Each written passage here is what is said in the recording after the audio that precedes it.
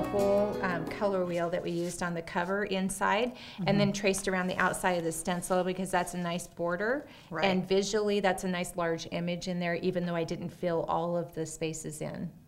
So I'm going to show how I did this real quick on one of the pages, and I'm going to go to my middle page, which I know is all matchy-matchy. And so I'm going to add this in. I'm just going to show you a trick that I used for doing this. Can I have the Soho wipes, please? But of course.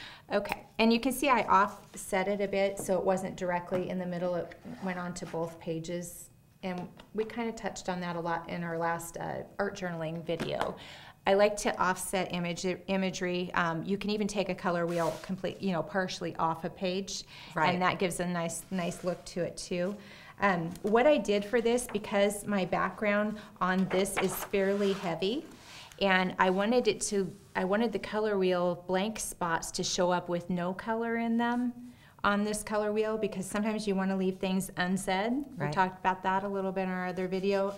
It's really visually intriguing if you leave some things a little bit undone.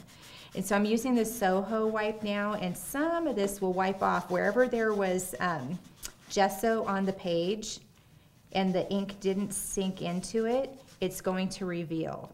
So some of these will stay, and it will pull off the gesso very nicely. And so what I'm going to do is wipe around the stencil to reveal those areas. And then when I go, it gives just a more interesting look than just putting it on the plain background. And so I'm just wiping to reveal. And then I just took a pen around and traced around after I wiped it off.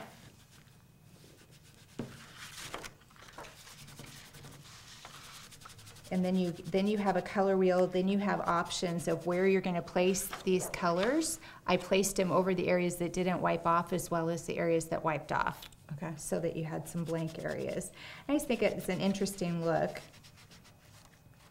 And see, it gives you even visually just like that.